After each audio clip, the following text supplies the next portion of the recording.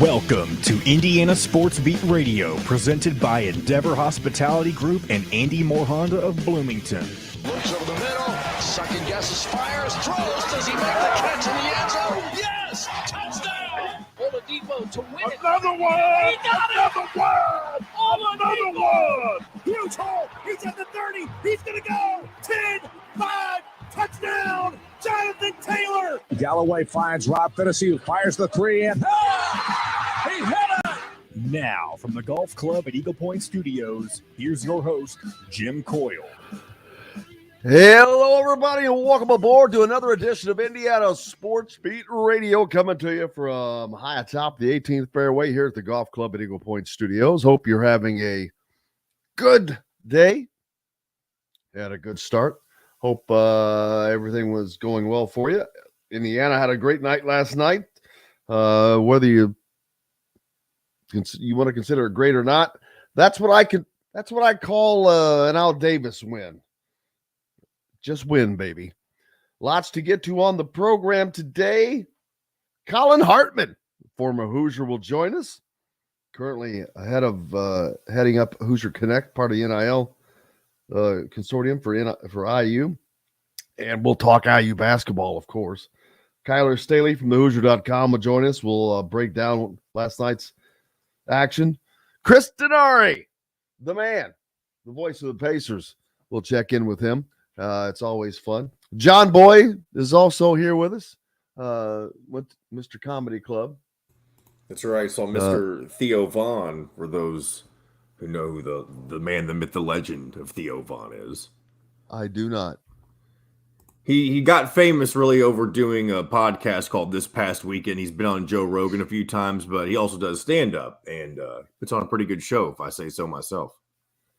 Well, you did say so yourself, and there you go. Did. Well, I'm glad you enjoyed it. I haven't been to a comedy club in a while. I like going to comedy clubs. They're fun. I don't know why.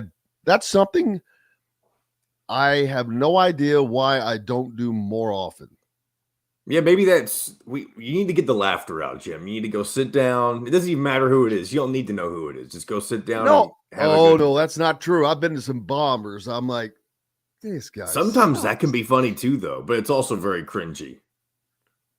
But I mean, it's just I'm surprised it's something I don't do more because it's always fun. Usually, It's always fun. It's always there. That's amazing. It's like I don't know. You guys like, hey, what can we do? What's fun? You know what? Never think about going to a comedy club. It was a great time, and heck, I wish I would go more often, but I've seen a few guys in the past couple of years. But Theo Vaughn, if you have, especially it's if you like the podcast and you've listened to his podcast, it's obviously not the same kind of comedy to a T, but there's some references in there that were really funny that I enjoyed. So it was a good night. Cool. Good. Appreciate everybody hitting us up early and often on the Andy Moore Honda hotline. Of course, Andy Moore Honda. Just go to AndyMooreHonda.com for the best in new and used vehicles. As Indiana Sports Beat, presented by Andy Moore Honda and Endeavor Hospitality and the WOW Club. Make sure you go to MyWowNetwork.com and join the WOW Club. Start earning WOW rewards to great places like BB's, who is your butcher or baker. No matter where you live, they have the best custom meats around, and we will be there live tomorrow. And come on out. And you can watch and listen to the show. I just decided I'm gonna have to start coming up with some merch and start doing some giveaways on Fridays at BB's. So that's in the works. I already owe some people some merch anyway. So we'll get that going. Appreciate Sam hitting us up. Says good Thursday from Winter Garden, Florida. The high school basketball tournament this weekend is the top teams from around the country descend on nearby Montverde Academy for the Montverde Academy Invitational Tournament, which I had hoped to go to again. I was there last year. Unfortunately, I have a commitment that is preventing me from doing that. But yes, that is, you talk about a great event, man, and great basketball. That's what that is. Plus, you never know who you're going to see there. Last year when I was there, Grant Hill was there, Lindor, who had just got traded to the Mets, I think, was there. I'm trying to I can't remember who all was there, but you can do some people watching as well at that. Fred from the Easton Assassin jumping on. Kenneth as well, of course. Kevin from Jeffersonville. Appreciate everybody. John from Cincinnati. You guys are all over the place, man. Let's see. Yep, Trace Jackson Davis. We'll talk about him. Crazy. 25 and 21 and 6 more blocks as he becomes the all-time blocks leader for Indiana now. He was tied with Jeff Newton. That is no longer the case. We'll talk more. Trace Jackson Davis is playing like the player of the year. He is my player of the year in the Big Ten. I don't care what anybody says. I don't care that Purdue is 19-1. I don't care that Trace Jackson Davis had a little lull of a couple games back earlier during that losing strat. And I don't want to hear about it being hurt. I'm so tired of that from IU fans. Stop with that. Yes, he was hurt, but that is not why Indiana gave up 21 points at Iowa. That's not why a lot of things happened. So don't make excuses for things. Accept them, learn, deal, build, move on. It's what you have to do. And the basketball program has done just that. They were also without Mike Woodson on the sidelines last night with Yasier Rosemond at the helm. And there's no doubt that made a difference in substitution patterns. Let's see, Miller Kopp played, I think, the entire 40 minutes, if I remember correctly. I don't have the stats pulled up, but we'll talk about him. He gave a great effort last night as well. And it's exactly just like I had talked about. People always complain when Miller Kopp can't put up 40 shots a game. Nobody's asking him to put up 40 shots a game.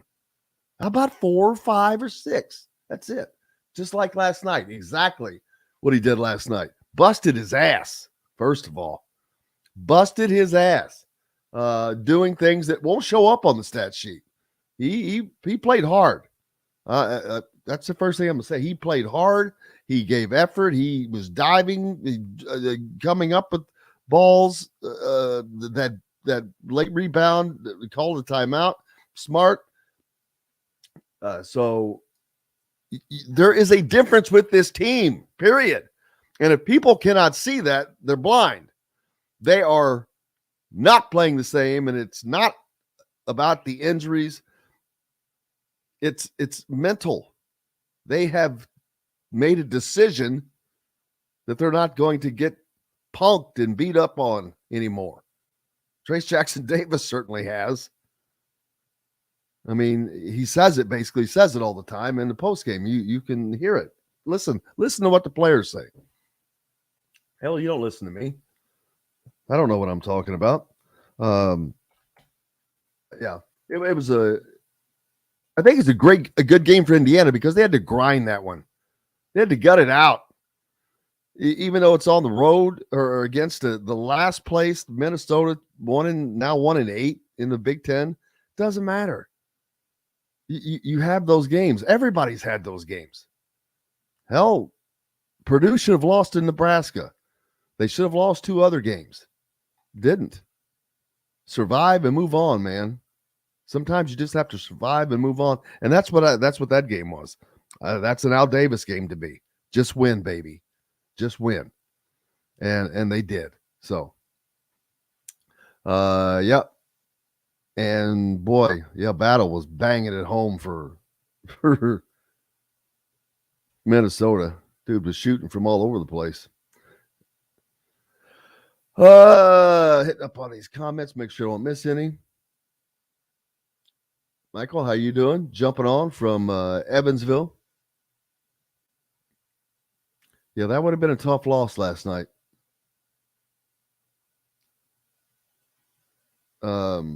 Well, and that does bring up another point. Dave G just said if Indiana would have lost the game last night, it would have solely been on the assistant coaches not knowing how to adjust during a game. Well, earlier in the season, we didn't see a lot of adjustments during the game period. So, but that does bring up a point of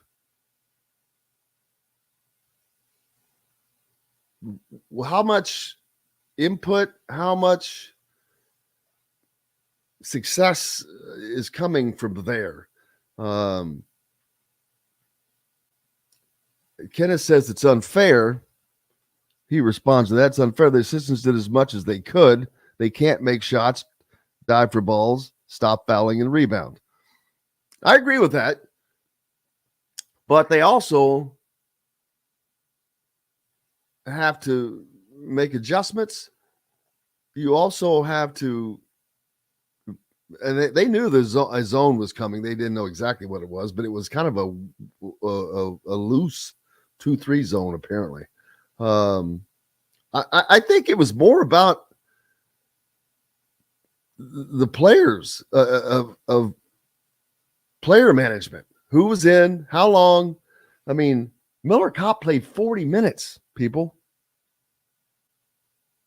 He played the whole game. That's where are you coming up? Yeah, and I'm trying to get the stats pulled up right now. Gee whiz. Who was it they played? Minnesota. Yeah. The numbers of guys, how deep they played minutes-wise was a little surprising. All right. Jalen Hood-Schifino played 38 minutes. That's 2 minutes short of the game. Miller Kopp played 40 minutes. Trace Jackson-Davis played 39 minutes. There's 3 guys that basically played the entire game. And let's see. Tamar Bates, only 10 minutes. Wasn't having a great night, but I don't understand that. Jordan Geronimo did not play well when he was in. He was at -8, but he played 6 minutes. CJ Gunn came in, made a turnover, was out, played 1 minute. Malik Renew. Now, this one's a little mystifying. Malik Renew, 4 of 5 from the field in the first half. 10 points. 12 minutes and 12 minutes of action in the first half. Do you know how much he played in the second half? We're still waiting. He didn't play. That's Yassir said that one. We'll hear from him, but that was a matchup issue. Trey Galloway plays 31 minutes. Indiana just didn't shoot the ball. Race Thompson in 23 minutes. He was 1 of 4. Trey Galloway 1 of 3.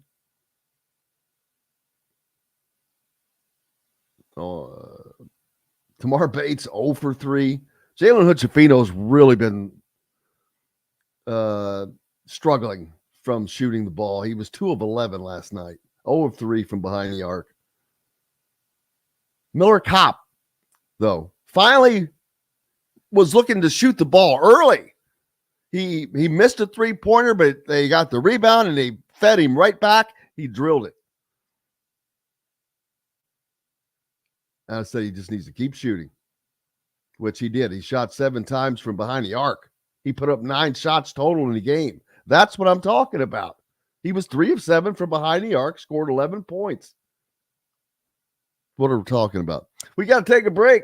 We got lots more coming up. We'll hear from the IU coaches and players. And Colin Hartman joins us later in the show. Kyler Staley as well. Chris Denari. Appreciate you being with us. Brought to you by our good friends from BB's Market, where we'll be tomorrow. So make sure you stop by. Can't wait to have some BB's breakfast. Back with more Indiana Sports Beat Radio right after this. We'll be right back to the Golf Club at Eagle Point Studios for more Indiana Sports Beat Radio with Jim Coyle, presented by Endeavor Hospitality Group and Andy Moore Honda of Bloomington. All right. So from Coach Yaw, I've got kind of his opening thoughts, and then the other one I've got from him is about Trace and just how he's come into form and stuff like that. From Trace, I think the first one's kind of similar to Coach Yao, just his opening thoughts on getting the win, and then the second one about how he's both kind of the same questions. And now that I think about it, I think just ask him what feels different about him now that he's in a rhythm. All right, I'm gonna go grab some coffee real quick. I'm gonna grab some coffee real quick.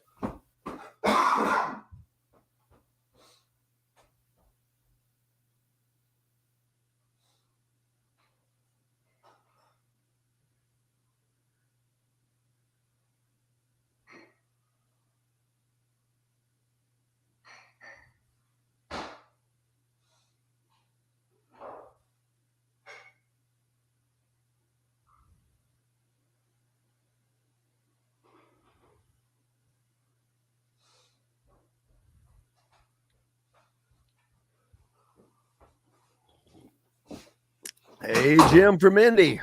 That's a new one. I don't remember seeing your name before. Appreciate you. Welcome.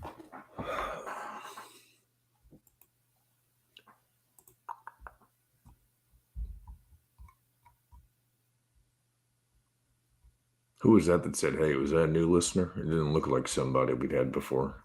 No, it's I don't recognize the name. Jim Reynolds. Welcome to the show. That's what I said. The Freak Show. Remember the Michelle girl? They got mad. Yeah, she's still around. No, I haven't seen her. She stopped following me on Twitter. Oh man, it was funny. I remember the one day she said she was going to stop listening. Yeah. The next day she was commenting again, but I guess she just disappeared after that. Yes, she's gone. Oh well, can't please everybody. I'm not worried about pleasing everybody, but if you can't listen to a little truth, you're in the wrong place, baby. I don't even remember what she was mad about anymore, but oh well.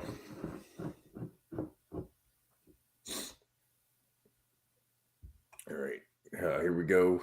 20 seconds. I'm hungry. Local and organic food is their main focus. Southern Stone strives to always provide their guests with an exceptional dining experience. With weekly specials, quick, attentive service, Southern Stone Restaurant provides delicious 5-star comfort food with a Southern charm at 2-star prices. Southern Stone Restaurant is part of Endeavor Hospitality's Wow Club. This segment is brought to you by Southern Stone Restaurant.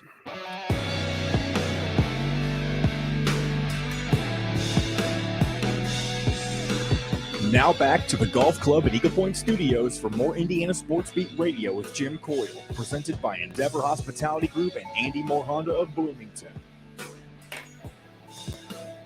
Welcome back, Indiana Sports Beat Radio, coming to you here on this Thursday from the Golf Club at Eagle Point Studios. Appreciate you, everybody. Brought to you by Southern Stone Restaurant, located at Patterson and Rogers, part of the Endeavor Hospitality Wow Club. Incredible place to eat, inexpensive, great food. Also home to Inside Indiana Basketball on Monday night, 7:05. You can find Don Fisher and Mike Woodson there, as well as Terry Moore when she's in town. I think she's missed the last 2 weeks because of games being gone. Let's see. Last night, Indiana in their win after the win talked to the media. Yazir Rosemond was in place, the assistant head coach, as Mike Woodson not there because apparently dealing with COVID. I'm not sure if that happened. He was apparently went to a wake on Monday in New York because he missed the radio show. So this is 2 events in a row he has not attended. Just something to make note of. But so last night after the game, the media caught up with Yasir. Here are his thoughts after the game. I think our seniors played well tonight. Trace Jackson Davis. Our seniors played well tonight. Trace Jackson Davis played, another great game. Miller contributed. That loose ball was a big loose ball. And Race gave us minutes after coming off injury. He came in, did some things in the middle. He was tough, made some tough rebounds, and he had a tough defense assignment guarding battle. Yeah, there's that. That's certainly true. It's fortunate that Indiana has Trace Jackson Davis. Let's just say that, who is playing like a madman. Without him, they're not winning these games. Of course, that's easy to say and see. But let's hear what Yasir thought.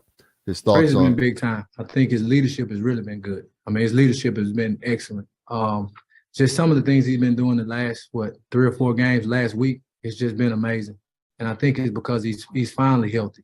He had some little nagging little injuries beginning of the year, but I think he's finally rounding in the shape, and his health is coming back. And he's just been playing tremendous. I mean, for a guy that's at the top of the scouting report to do what he's doing, it's just amazing. I tell people all the time, I haven't been coaching that long, but I've been coaching about 21 years, and I've coached a couple of NBA guys. I mean, he's been unbelievable. He's probably been the best I've coached. There you go. And Trace's stock surely has to be rising, as his NBA prospects have not been thought to be very good, because he can't shoot, doesn't shoot the ball. But if he continues to play dominant in this fashion, that may change his fortunes, although the NBA is full of the best of the best. We'll find out. Yeah, it's a good point, Mike. No matchup issue in the first half, but suddenly it was in the second. I think it was more what they were doing, what Minnesota was doing that Indiana didn't. Well, they may have tried to adjust to it. They just didn't. They didn't hit shots. They were missing shots. They took some of the shots were just Jalen Hood-Schifino. If I had one knock on him, it is his shot selection at critical points in the game. He took one last night. I remember he come down and there was probably 4 Gophers under the basket. He was almost by himself, and he takes a 15-footer, which the 15-footer is fine, but there was nobody there, and he missed. Bad shot selection. I think not having Mike Woodson there did have an effect, obviously. It probably had an effect on the guys themselves. Leslie says, thanks for being even keel this morning, Jim. The rest of the internet is a dumpster fire about this game. You know what's funny? Thank you, Leslie. I was thinking last night, I'm like, you know what? This is the game you just win. You just win this game and you move on. You look back. I mean, you get home and you get the tape out. Of course, it's not tape, it's digital now, but we're still going to say tape. You get the tape out, and boy, I don't know. The other players may say you throw that one away, but I don't. I say that's one you've got to learn from, because do you think other teams aren't going to try to do similar things? So you've got to be prepared, and by prepared, that means taking better shots. I'm not saying all the shots were bad, but you've got to make sure your shots are good. You have to be on, you can't be looking for a margin for error.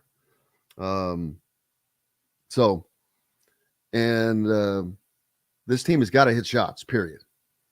That's how you're not going to beat.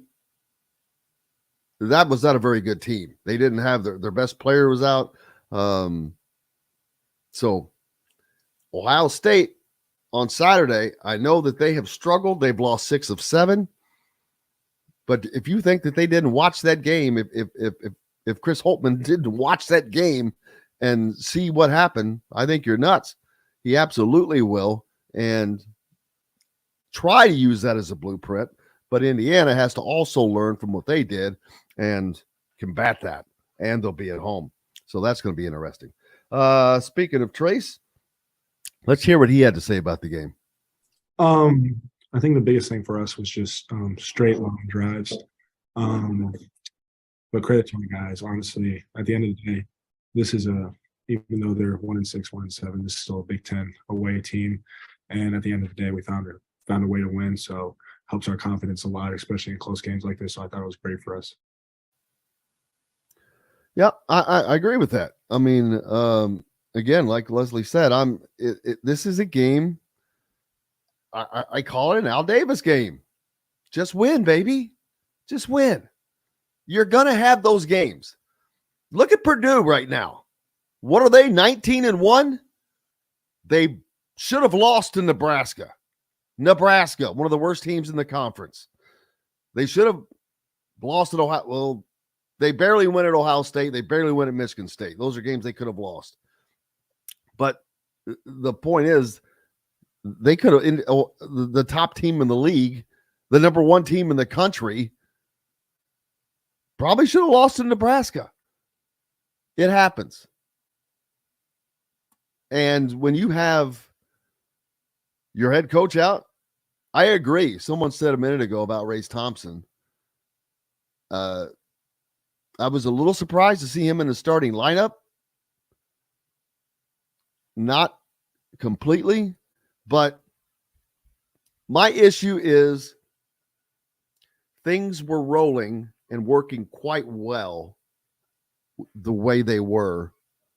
Why screw with a winning formula and go back to one that was not winning, that you had when the losing streak started?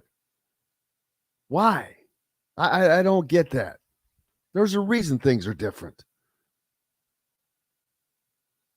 So that's going to be a question that they're going to have to deal. And I know they're not going to change. And I don't get it. But I'm not the coach. I don't get paid to do that. I think we have one more clip from Trace Jackson Davis last night. Honestly, I'm just playing basketball, really. It's nothing. I'm just trying to help my teammates, and at the end of the day, they're putting me in great positions, catching the ball, and then I'm just attacking on offense. And so they kind of played a spread out 2-3, and they doubled, but I thought I went quicker than the double, and then just rebounding and just trying to have a knack for the ball. So that's what I was doing. Trace was asked about his surge and dominant play. And I laughed because when you watch that, if you can watch it on video, you can see he just seems kind of, I'm just playing basketball.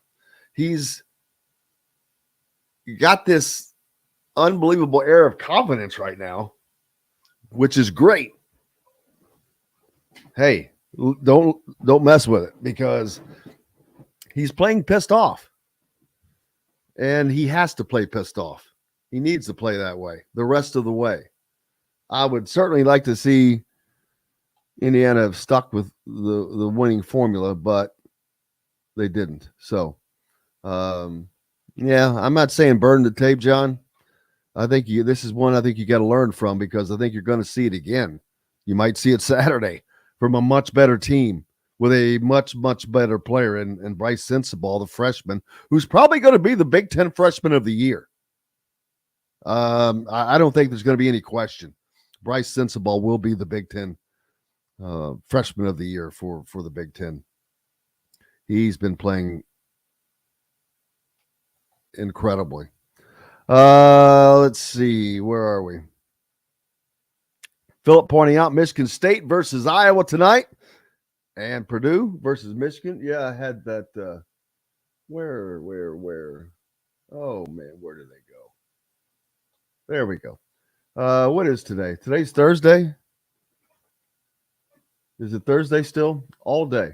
Yep. Iowa at Michigan State. That's on Fox Sports 1. That's a 7 p.m. game. And then number 1 Purdue goes to Chrysler Arena up in Ann Arbor at 9 for the 9 o'clock game on Fox. So, yeah, I don't see Michigan losing that game. I mean, Michigan State losing that game.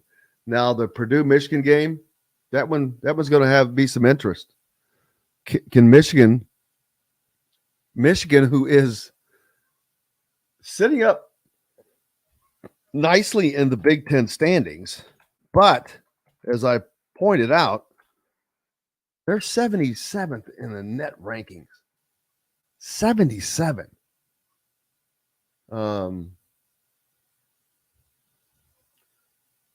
Daggone it. Where did it go? Here we go.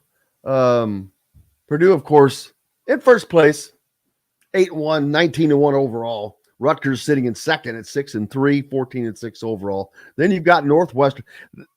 Then there's this group. I can go all the way down to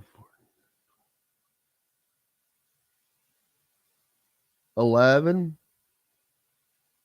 Wisconsin in 11th place. Wisconsin's in 11th place right now in the Big Ten. Well, they're tied for whatever at 4-5. Then you've got Iowa at 4-4, Michigan State 5-4, Indiana 5-4, Illinois 5-4, Michigan 5-3, Northwestern 5-3. 1, 2, 3, 4, 5, 6, 7, 8, 9 teams within 2 games. 9 teams of the Big Ten Conference are just bottled together. And had Rutgers and had Purdue not escaped that debacle at Nebraska and gotten the last second wins over Michigan State and Ohio State, they would be sitting at 5-3, and we'd be having one hell of a Big Ten race. I mean, it would be unprecedented, possibly.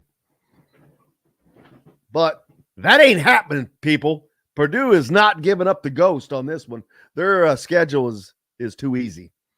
Now, Indiana will have a shot to knock them off. Michigan has a shot to knock them off. What if that happens? You know, all of a sudden they're 8-3 in the conference.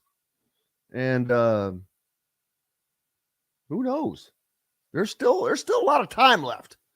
Indiana's got 12 Big Ten games left, or 9 Big Ten games left, right? Where are they? 5-4. They played 9.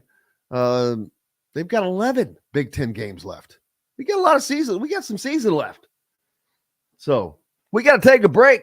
Up next, Colin Hartman will be joining us. Looking forward to that, the former IU player. Hope you're having a great day. And don't forget, we're brought to you by Goteen, a part of the Endeavor Hospitality Wild Club. Goteen is, for those on the go, great snack. It tastes wonderful, multiple different flavors, full of protein. For those on the go, you, your kids, your team, you can just go to goteenbites.com and order those and have them shipped directly to you, or go to BB's Market, pick them up. We're back with more Indiana Sports Beat Radio right after this. We'll be right back to the golf club at Eagle Point Studios for more Indiana Sports Beat Radio with Jim Coyle, presented by Endeavor Hospitality Group and Andy Moore Honda of Bloomington. Golfers, here's the deal. Excuse me.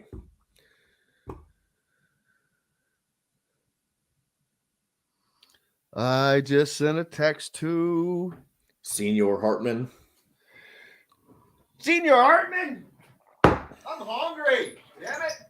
Just some of that BB's bacon. Boy, I had a burrito yesterday. Woo! Fun.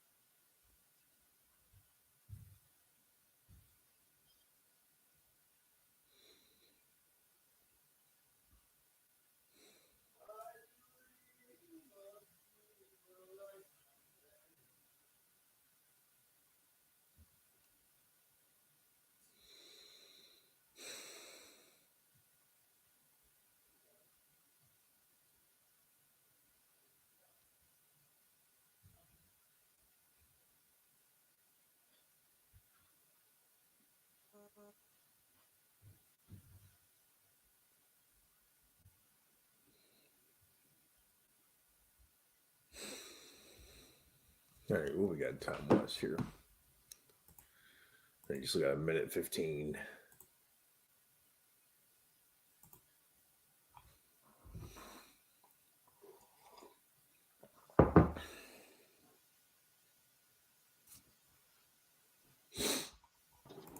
Good morning, Mr. Colin Hartman. How we doing? Doing good. Thanks for coming on with us. Jim will be back in just about a minute or so. Old man, I have to go on a little potty break. He had to get either some food or some coffee, he was saying. One or the other. Vote, baby, vote. That man needs no coffee. That's right, baby. That's right. Call me Mr. Decaf. All right, here we go. Right. 30 seconds. No camera? What up, Jimmy C? Where's your down in picture? I Bloomington. can't see you. I can't see you. Boom. All right, here we There go. we guys. go. Can you Fine turn it the selection. other way? Can you turn it sideways? Well, can you turn it sideways? There you go. Here we go, guys. Our bread, pastries, all made fresh and mouthwatering. Stop by Feast, Market, and Cellar today. This segment is brought to you by Remax Advanced Realty, Indie Home Pros team by Cheryl Sizemore. Now back to the Golf Club at Eagle Point Studios for more Indiana Sports Beat Radio with Jim Coyle, presented by Endeavor Hospitality Group and Andy Moore Honda of Bloomington.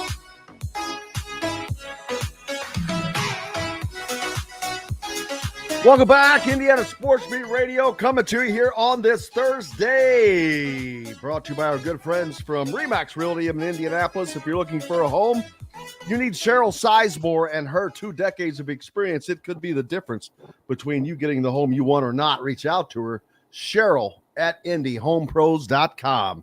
Welcome back, and please welcome in Colin Hartman, the former IU baller that you know quite well.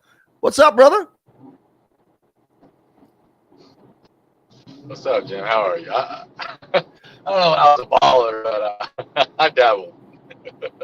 Hey, they could use you at times right now, trust me. But how things going with you? I know you've been in. We'll talk about the basketball in a little bit, but more importantly, you've been involved or not involved with. You run the section of the NIL for Hoosiers for Good, which is the official NIL arm of Indiana University.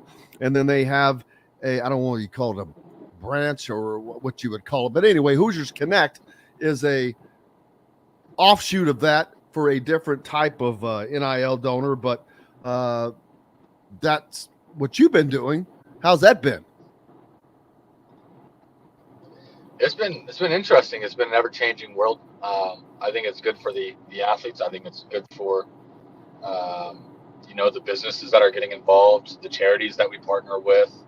I think all across the board we've seen people get real value out of engaging in it.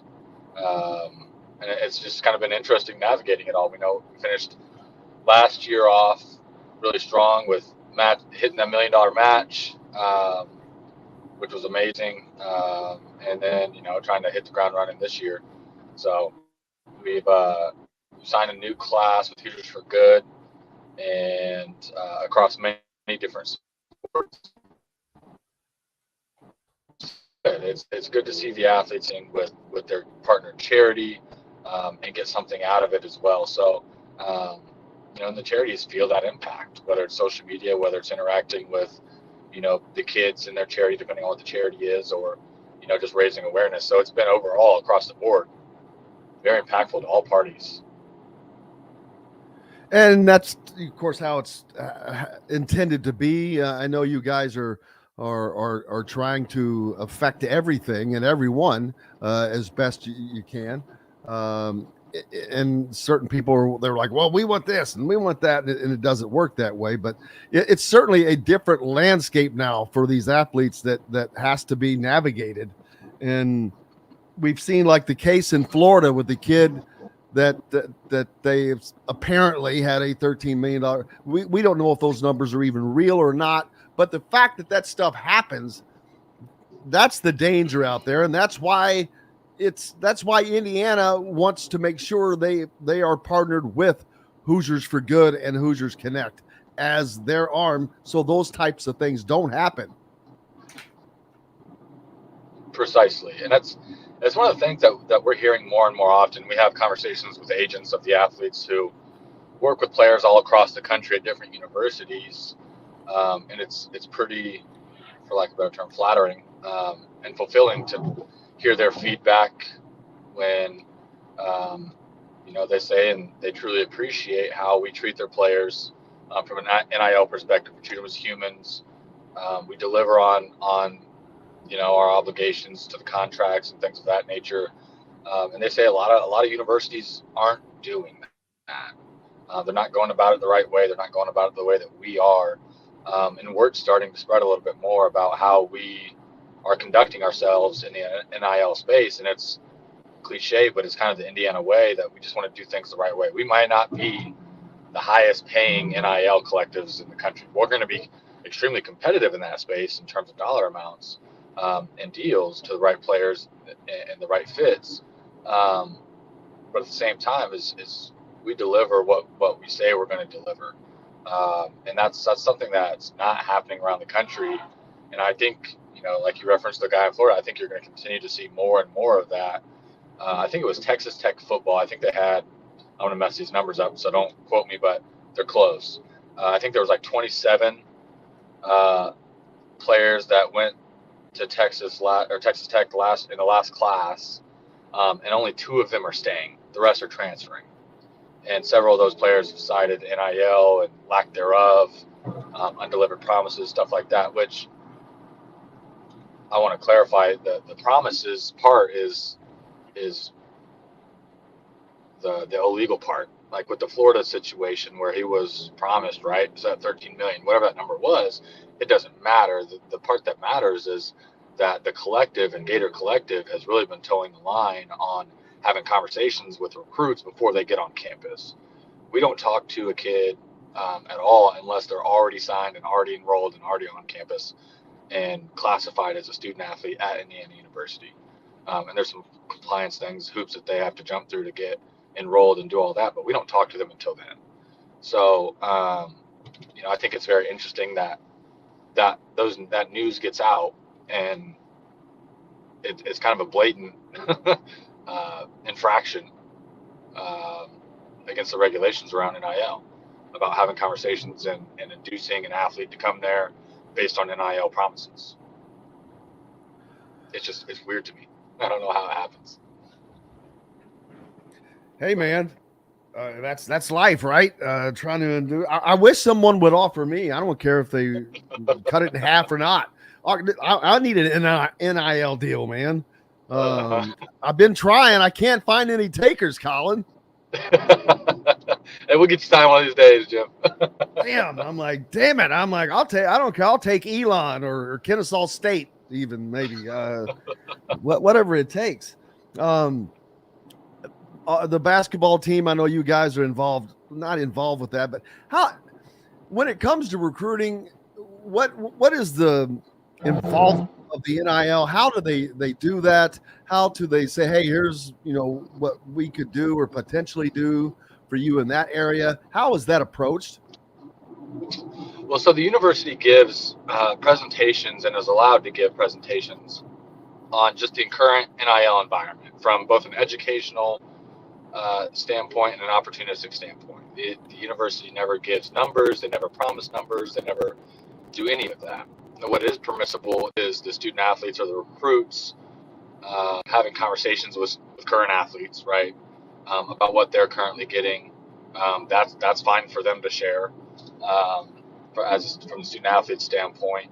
And so it really does boil down to the fact that we have a supportive infrastructure in place that gives the current student athletes good opportunities, meaningful opportunities in the NIL space, and that word spreads.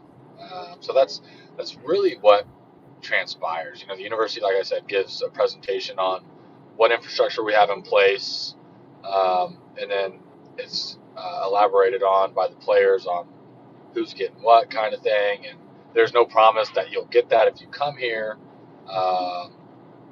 but just kind of an educational standpoint on the current environment, what current athletes are getting if those athletes are willing to share that. So it's just really word of mouth, and the university is pretty careful about not saying any numbers in terms of promissories or anything like that. So that's kind of how it transpires, really. But the university,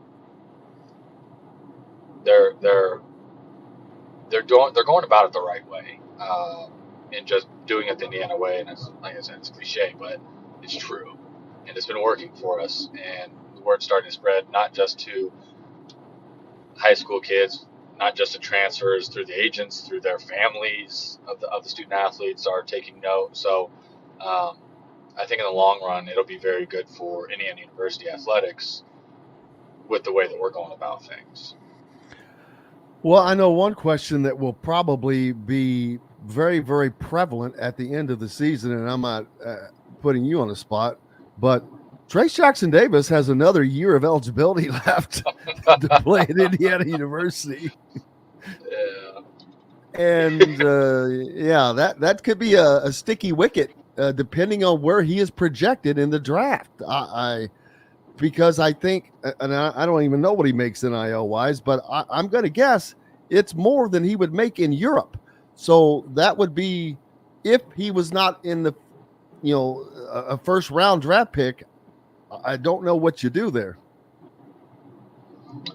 Yeah, we've we've put thought to that, and it's, I think Bleacher Report put out like a mock draft or something of that nature, like a week or so ago, and Trace was projected second round.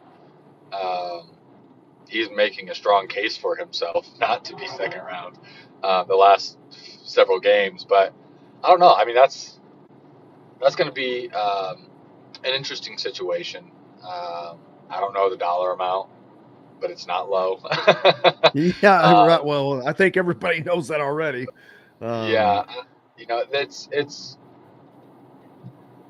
It's just a very interesting situation. Well, and you also, there's another dynamic to this. It gives him the opportunity to play another year. He could be the big man on campus again, and his brother could be the head man, big man on campus for the football team if he ends up being the starting quarterback. Yeah, that's kind of an added layer, like you said, into the complexity of him possibly coming back. I don't think that it's even on his radar right now. You better hope that they don't get together and make this a package deal. Hey, Taven's already on campus, all right. But no, it's it's going to be extremely interesting. Looking forward, you're gonna have several guys leave, right? You're gonna have Xavier, Miller, Race, possibly Trace. Now, if Trace stays, it's a different ball game.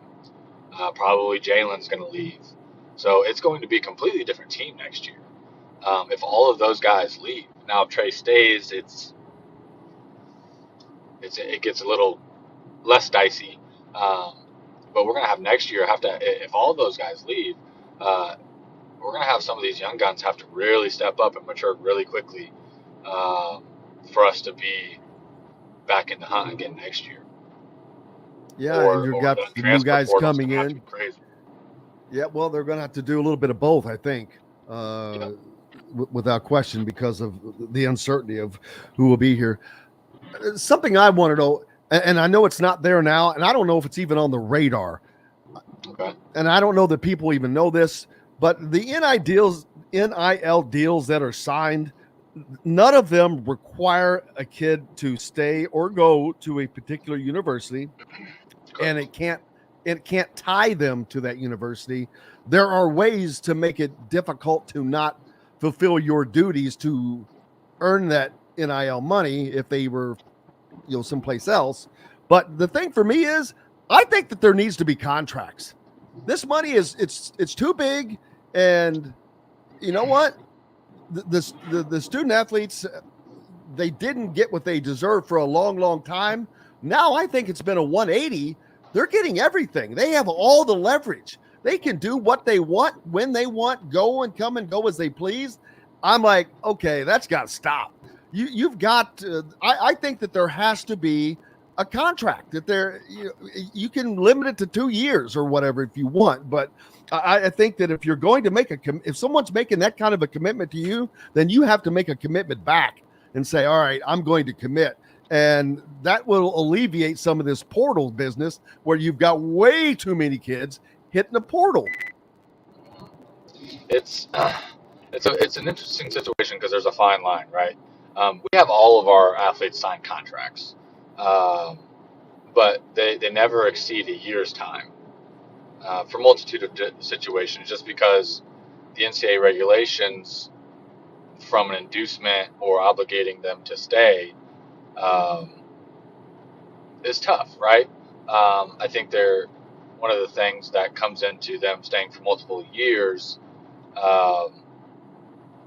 is, feeling the value of that first year's contract, right? Feeling valued, having the right number, right? And ultimately having future opportunities that could be potentially higher, right? And this is one thing that I think Coach Allen and Coach Woodson both have the same sentiment about, just knowing them, is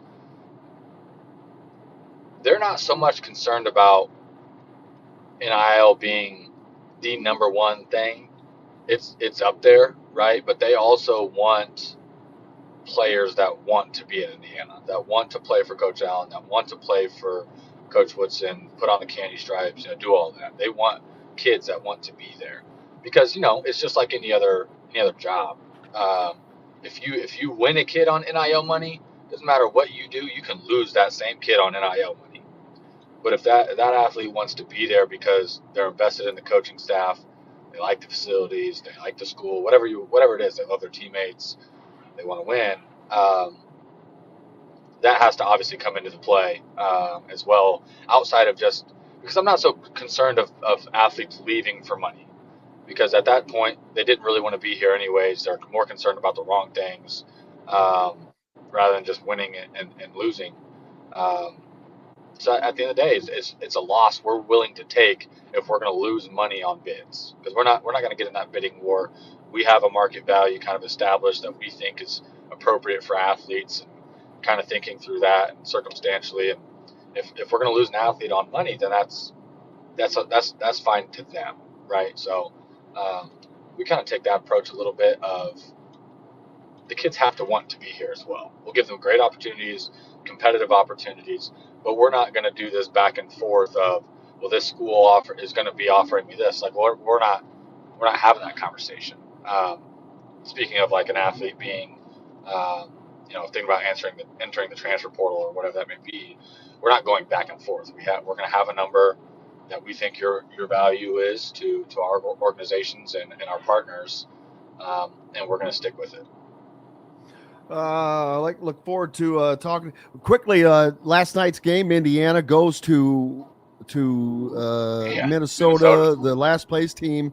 But you know what?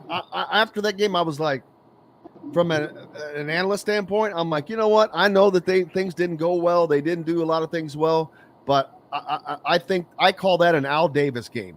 Just win, baby. Win that game. Get the hell out of there. Get back home, because those games are going to happen. Every team in this conference, including Purdue, has had those games. If you win them, that's all that matters, especially on the road without the head coach. And that's what I wanted to ask. What is the effect of not having the head coach, especially on a road game? It's just going to feel weird to a certain extent. But at the end of the day, I think the weirdest part was that it was sprung on them so quickly, right? But I think that the main role of the assistant coaches is to build the rapport as well, because they run the scouts, right? They do the scouts, and that's how Coach Rosemont, ended up leading that coaching staff last night. And the players have to have faith in him, right? Because he knows that Minnesota team inside and out. That's his job for that game. So as a player, you kind of just have to have faith and, circle the wagons and be like, look, here's the deal. Our game plan is still the same. on both offensively and defensively. We still have the same players. They still have the same players. And, while we don't have Coach Woodson with us, like at the end of the day, it's still basketball. You still got to go get the win. And nobody is going to give you the excuse that you didn't have the head coach if you lose that game. So you got to go take care of business. Exactly. And they did. I agree with you, brother. Hey, man, I appreciate you so much. Look forward to having you on quite a bit as often as possible. We'll talk about the games and what's going on. Perfect timing that we lost him there, but that's okay. He's back. Just telling you how much we appreciate you, brother. Hope you have a great day, and I look forward to seeing you soon. Yes, sir, Jim. We will. I'll see you real soon. Yeah, all right, brother. Colin Hartman, former Hoosier baller and head of Hoosiers Connect. The one thing I didn't ask, Colin, for Hoosiers Connect, what do people need to do? Because it's different than the NIL portion of where you've got the corporations. Your side, the Hoosiers Connect, is more individually driven, correct? Yeah, and we're making a very large. Our main initiative is to get as many people as possible to sign up for $100 a month. You get exclusive interviews that I'll be conducting with the players that we sign, T-shirt, innings and drawings to win things, and so a bunch of things. But at the $100 a month, that's less than your internet bill most likely. And so the goal is to fill that base of Indiana fans, because we have the second largest living alumni base in the country, second only to Penn State, with about 780,000 living alumni.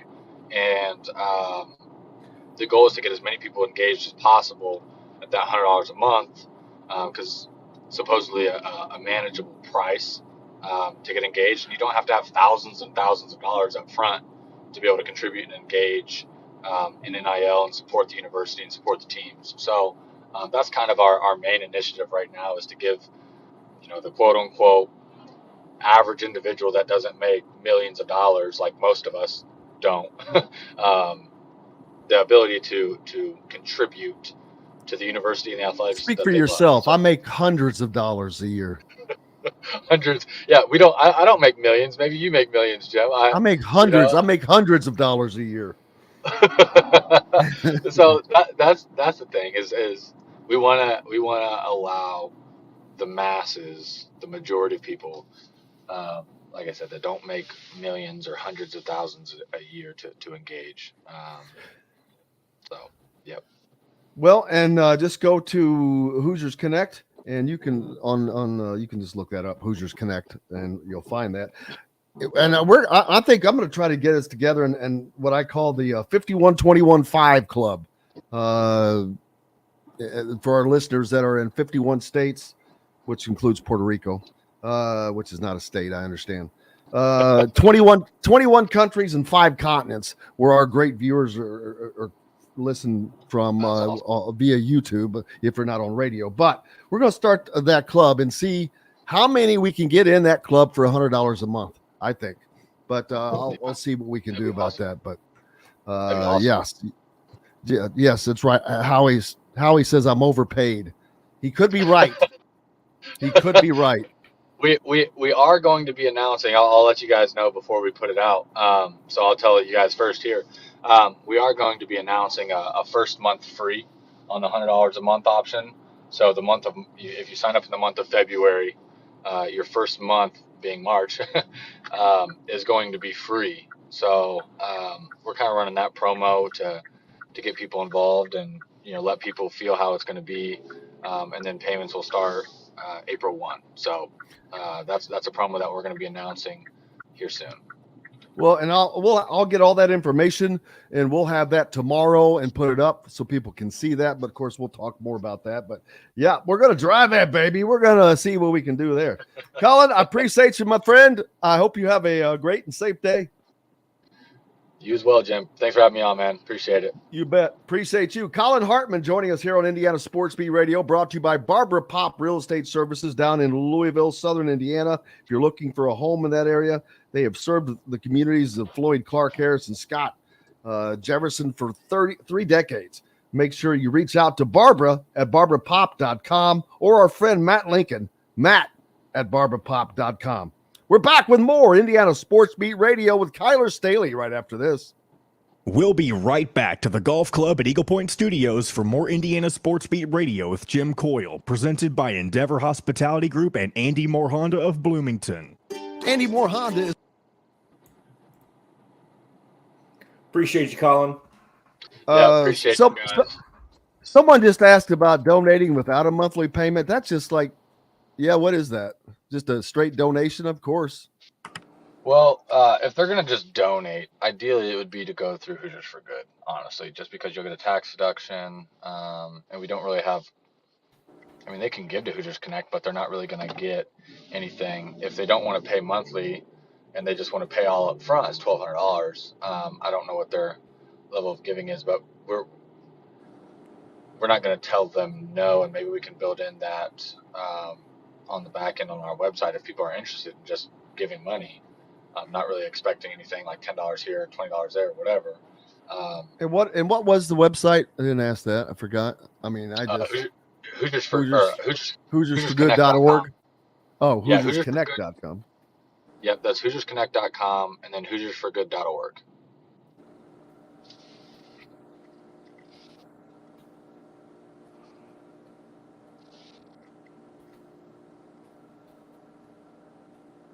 So, Just put but yeah, those, I mean, just put those up on the deal. Okay, and if if people are interested enough and don't care about tax deduction and just want to kind of contribute to Hoosiers Connect or whatever, I can have our developers build that in on the back end. Developers. I don't have any developers. Do you have a website? I do have that, yes. I don't have Did you developers. develop it? No. But it's like GoDaddy. What'd you call me? Big Daddy! Big Daddy! No, so I don't deal with that back end Stripe integration, and I fiddled around with it long enough. And it's a lot of professional do it. But I appreciate it, Jim. I appreciate you, buddy. I'll see you tonight. This evening, man. Yes, sir. Have a good All right, man. Take it easy. I'll see you. You bet. Good morning, Kyler Staley. Good morning. Hope you How's got it all going? that good information. Hey, someone needs to, I was going to, but I'm not. I don't have time. Listen to the interview with Dusty May and do a story there. That's just it's a great story. I can throw it out in the group text. See if one of the students want to hop on. I kind of threw something to Alex, but I don't think he picked up on it. But Okay. CBS had something out on him. I sent that story to him, and I'm like, dude, they're freaking 19-1. Damn it, they're ahead of IU in the net rankings. Here we Are go. they really? I haven't looked at the net rankings. They're ahead of IU in the top 25. FreshFork.com. Fresh Fork is a proud partner of WOW Network. This segment is brought to you by Feast Market and Cellar.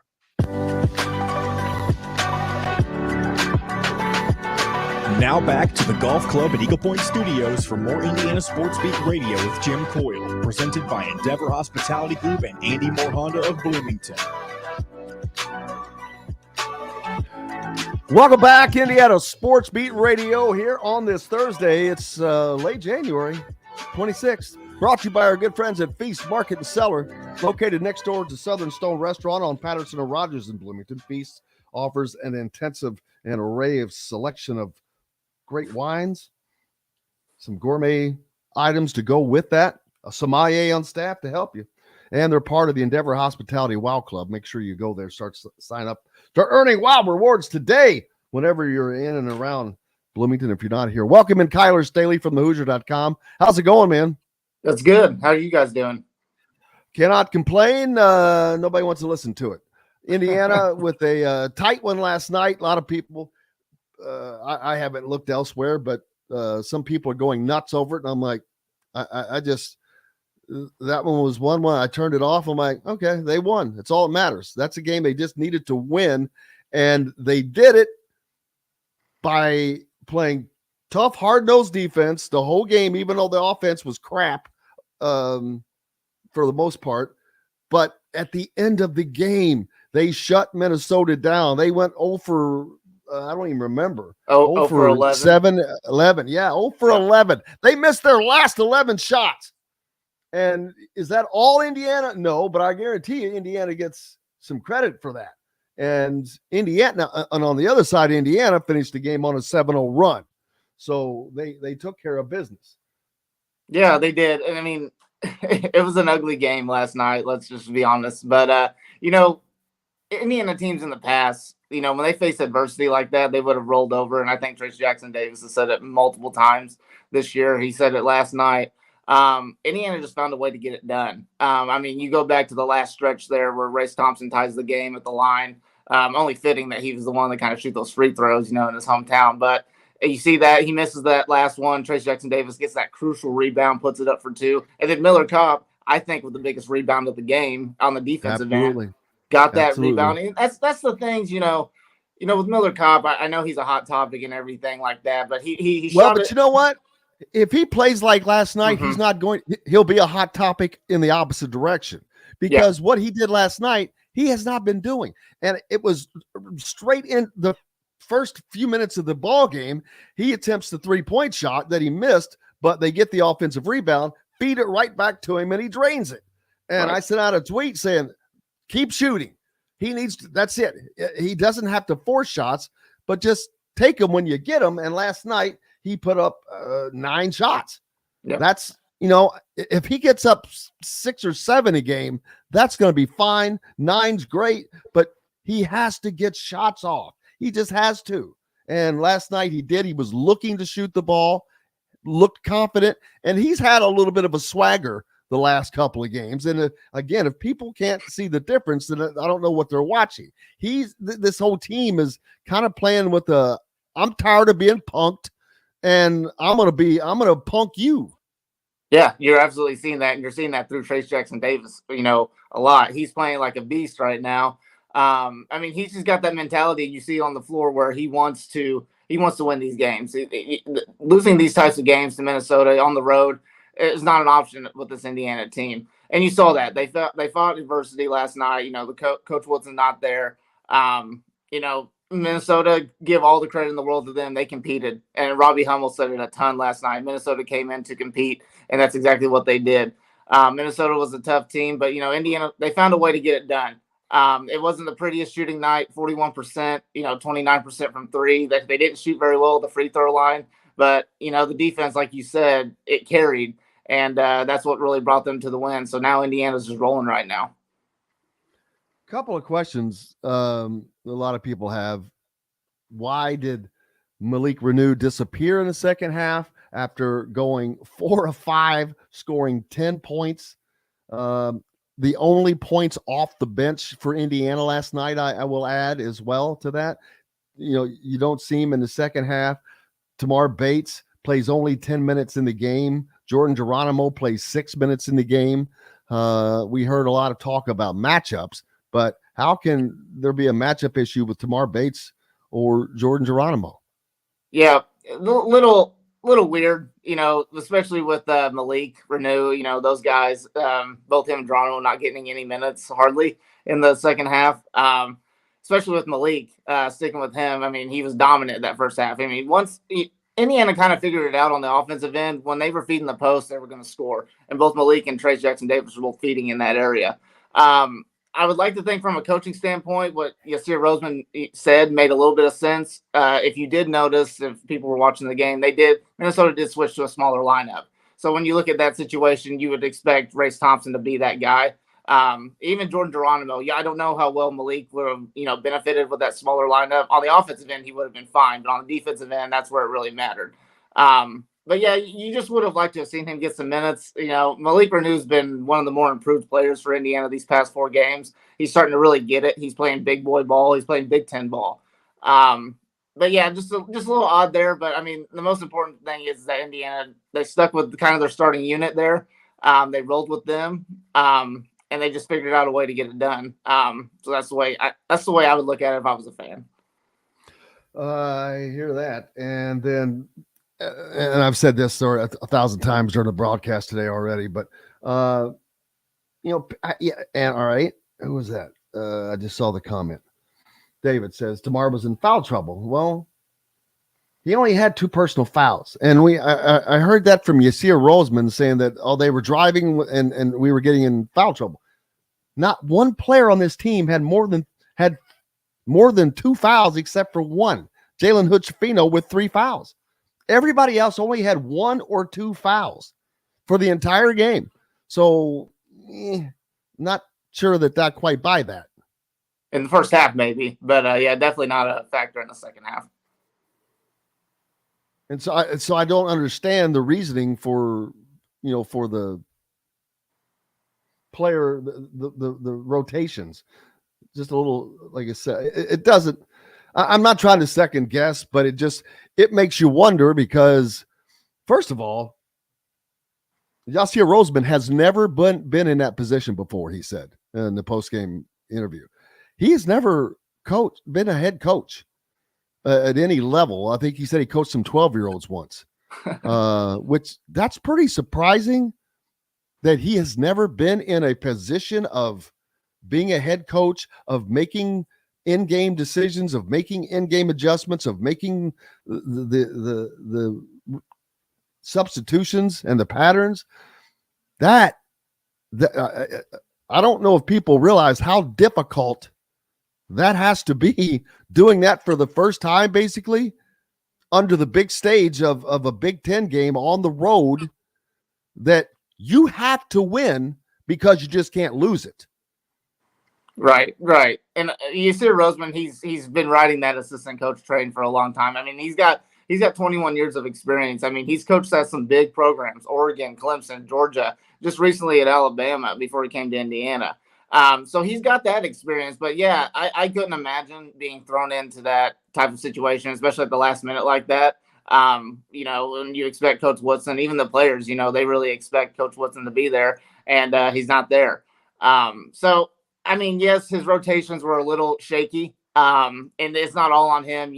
Kenya Hunter, Brian Walsh, they have some say in that. It's usually the assistant coaches that kind of run the rotations, part of that. And then, the head coach makes the final decision. So, I mean, it was a team effort, with the assistant coaches and whatnot. But, I mean, I think he just had the mindset that says, I'm going to run with my starting unit. I'm going to run with my experienced guys. And that's what he did. In those type of games, the ones that you feel like you should win by 20 plus points, but the other teams kind of, they're competing and they're giving you more of a fight than what you expected. You kind of want your experienced guys to be in there to want to make plays, especially with Trace Jackson Davis, fed him the ball nearly every possession. You knew what you needed to do to get the win. Yasir Roseman, I mean, he coached the best game I think he probably could have in a way. So, but it's just an ugly Big Ten game, and Indiana's experienced guys is what led them to get the win there. Well, I'm going to say good morning, hello to Fazan Masri, listening in Amman, Jordan. Wow, my friend, if you can listen to us in Amman, Jordan, I'm definitely giving you a shout out. I hope I'm pronouncing your first name correctly. Fozan Masri, appreciate you, man. Wow, I don't think I've ever spoken with anyone in Jordan, so now I kind of have. Appreciate that. Appreciate you following us along.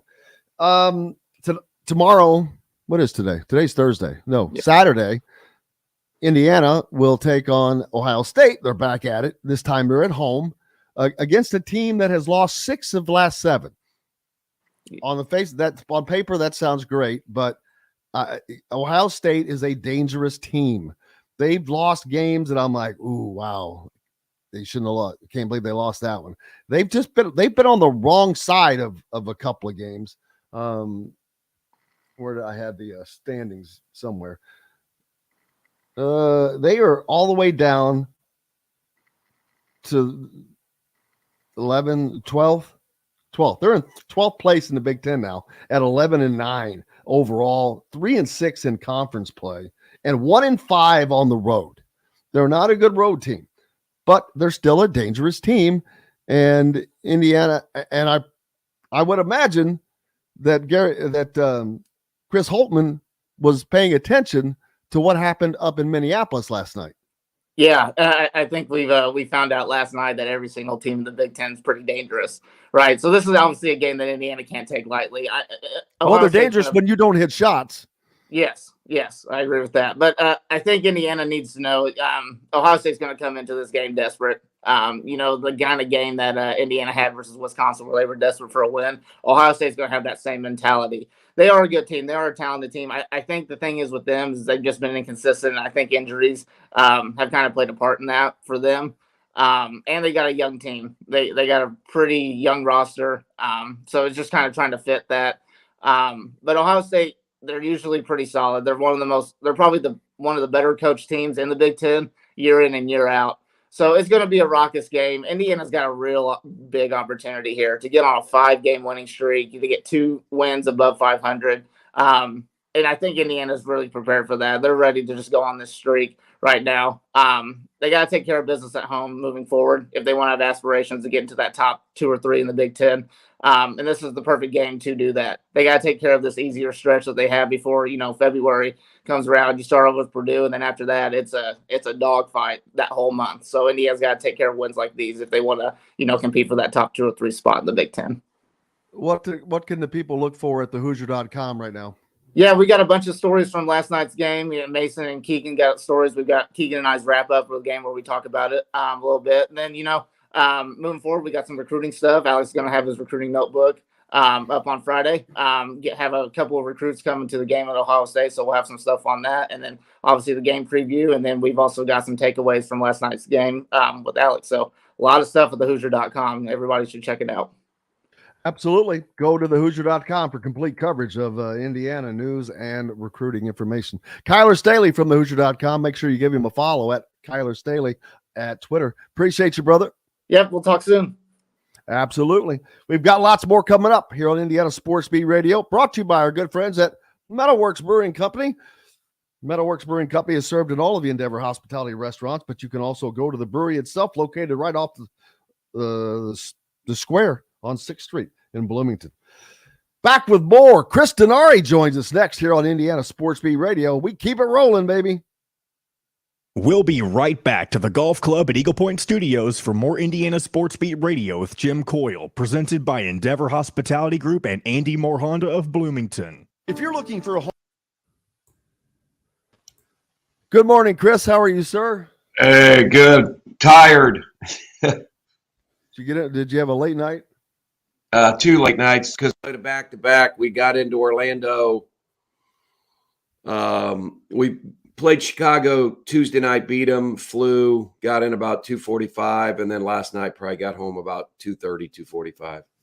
You're a trooper, man. I can't thank you enough. I've got something for you. As soon as I get up there, it's boxed up in my car.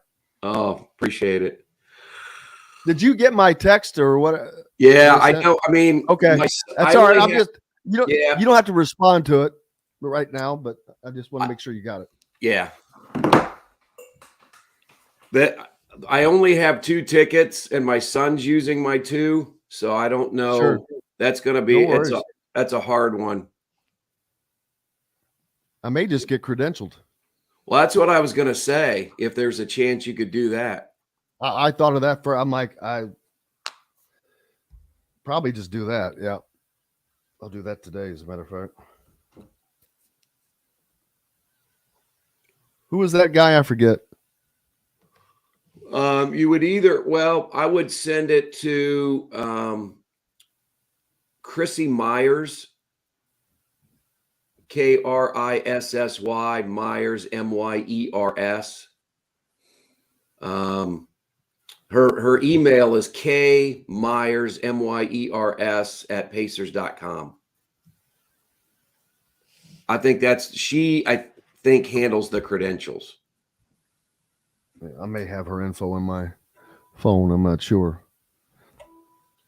Well, they got off the snide. Yeah, it was a heck of a comeback, heck of a game on Tuesday. And then last night we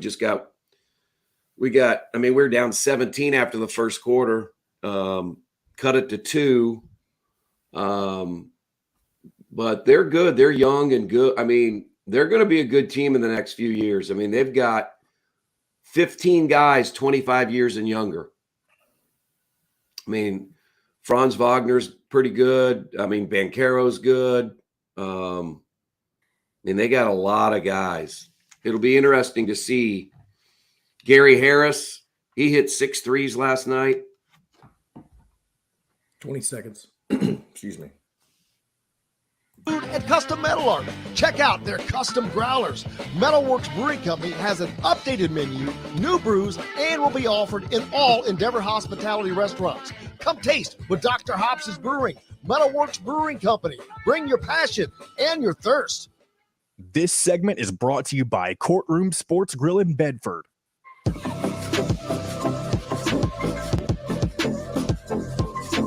Now back to the Golf Club at Eagle Point Studios for more Indiana Sports Beat Radio with Jim Coyle, presented by Endeavor Hospitality Group and Andy Moore Honda of Bloomington. Welcome back, Indiana Sports Beat Radio here on this Thursday, brought to you by our good friends at Courtroom Sports Grill. They're down in Bedford, Indiana. Great place to catch a Pacers game, IU game, go have dinner with the family, meet up with friends. Great Cajun cuisine, without a doubt.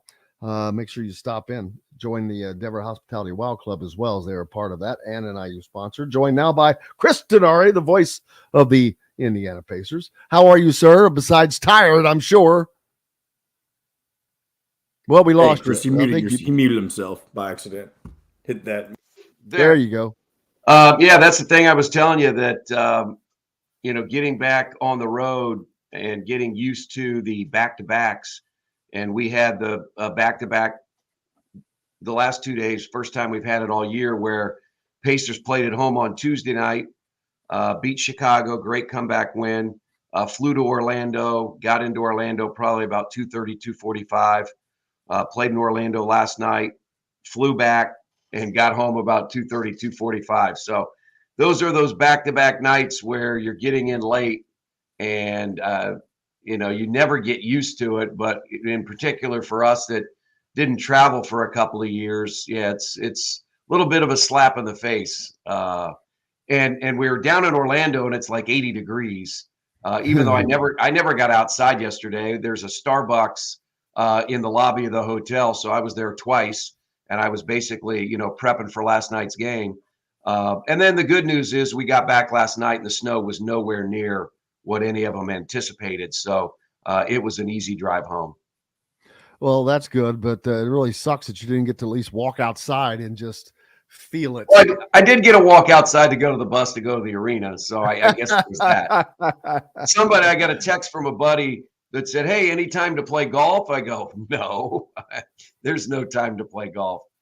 We go to Orlando later in the year, next month, and we'll at least fly in the day before the game. So, maybe a little bit of time to enjoy something. But this time of year, as I mean, games. Yesterday was our 50th game, Jim. We've played 50 games already. Wow, you're already halfway past. Yeah, so we've had 50 telecasts, and there are 32 more. Milwaukee tomorrow, at Memphis on Sunday. And then the schedule is interesting. We have 3 days off, which is a rarity. Monday, Tuesday, Wednesday, before playing 3 of 4 at home. So, and then the All-Star break's a couple of weeks away. So that's a good time to recharge your batteries.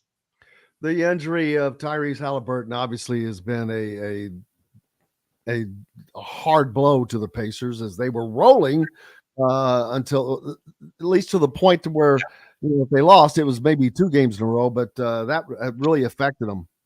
Oh, there's no question. I mean, the Pacers are 2-8 without him. They got a win earlier in the year at Golden State when Andrew Nembhard had 31 points. And then, of course, on Tuesday night, they rallied 21 down to beat Chicago. But, especially last night in the second night of a back-to-back, you didn't have Halliburton and you didn't have Nembhard. So 2 primary ball handlers. And that meant that there was a heavy load on TJ McConnell, and he has played probably the best basketball of his NBA career. 7 of 8 double figures, shooting 65% from the field. He's 8 of his last 10 from 3-point range. The problem is you can't play him the entire game. Tuesday night, he played 41 minutes. Last night, he played 33. He had 17 points. He was 8 of 8 from the field. So that guy's played tremendous. But when he goes to the bench, you don't really have a backup point guard with the other two sidelines. So that's one of the reasons the Pacers turned it over 17 times last night, and that led to 26 points. And so after a rough start, what I've said, Jim, and, we know this with basketball, is that teams can come back, and the Pacers have proven that. They've won 12 games this year when they've trailed by 10 or more points. They've won 2 of the 13 games in the NBA when trailing by 20 points. So it's doable. But if you constantly get down, you can't do it every night. And especially last night, the second night of a back-to-back. Orlando shot it great, 56%. They shot 54% from three-point range. Indiana native out of Hamilton Southeastern and Michigan State, Gary Harris had 6 of 6 from 3. So it's just tough to overcome that. But I thought the Pacers, they put themselves in position late to try to win. They were down 3 or 4. They ended up getting beat by 6. So you just have to move on to the next one, and Giannis in Milwaukee tomorrow night. Yep, and they'll do that. As for the future, they have a great core of young guys, like you said, that are playing very well together. I saw something from a senior NBA writer, Sam Amico, that the Pacers are, while overall pleased with their young roster and how it's developing, but are open to moving shooting guard Buddy Hield or Chris Duarte.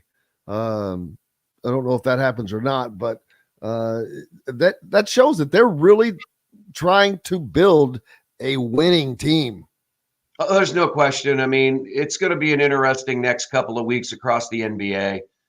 We already had one deal 2 days ago, Rui Hachimura, who played at Gonzaga in Washington. He was traded to the Lakers for Kendrick Nunn. So that'll probably set things in motion. I think any team, you have to look at how you're going to make your team better. I'm a big Buddy Hield guy. He's done a great job with the Pacers. I'd like to see them hang on to him. He's got another year on his contract. He's one of the best three-point shooters in the league. But it'll be interesting to see what the Pacers look to do, if they do anything. The one thing that's good is they are ahead of schedule in their rebuild.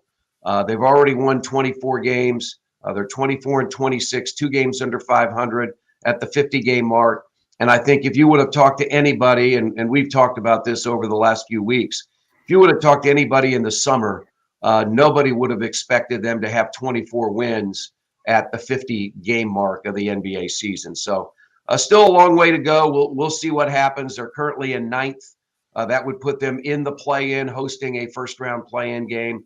But there's still a long way to go. And as we saw last year, I think Boston at the halfway mark was 20-21 and ended up being one of the top teams in the East and went to the NBA Finals. So in a long season, especially with injuries, anything can happen. And we'll just have to wait and see what happens here in the next couple of weeks.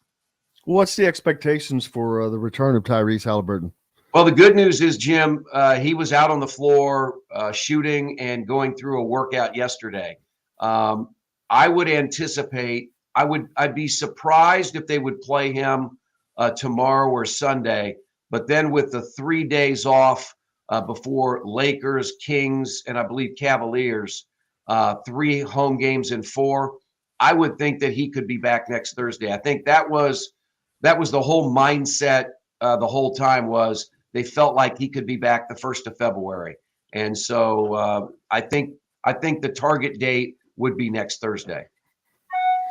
Before I let you go, Rylan Gardner is a 10-year-old admitted to the hospital this morning, but they're watching our show. So instead of me giving him a shout out, which I already did, I'd rather have the voice of the Pacers give him a shout out. Hey, Rylan, we're all thinking about you. Hope you're going to feel better here soon. And, all the best to you. And thanks for watching. And, Jim does a great job. He covers not just IU basketball, but all the sports across the state. So we're always thrilled that we can be on with him. Thank you, sir. And, I back all those sentiments up there, Rylan. Hope you feel better, buddy. Well, Chris, I know you're tired, buddy. And I appreciate you so much and look forward to seeing you soon. And go get some rest. All right. Thanks. We'll talk to you next week. Thank you very much. Chris Denari taking time to join us after a couple of long road nights here on Indiana Sports Beat Radio. Greatly appreciative of him getting in so late and then coming on with us every week. So greatly appreciate him and greatly thinking about you, Rylan. So hope you're feeling better. We got lots more coming up here on Indiana Sports Beat Radio, brought to you by our good friends from Cabello Restaurant, located on the square in Bloomington. Get the tastes and traditions of Southern Italy right here in Southern Indiana. Located on the north side of the square in the former Grazie location. Part of the WOW Club. Make sure you go and join the WOW Club. Start earning WOW rewards today. They're an IU sponsor as well. Back with more Indiana Sports Beat Radio right after this. We'll be right back to the golf club at Eagle Point Studios for more Indiana Sports Beat Radio with Jim Coyle, presented by Endeavor Hospitality Group and Andy Moore Honda of Bloomington. Whether it's Boom, baby, boom.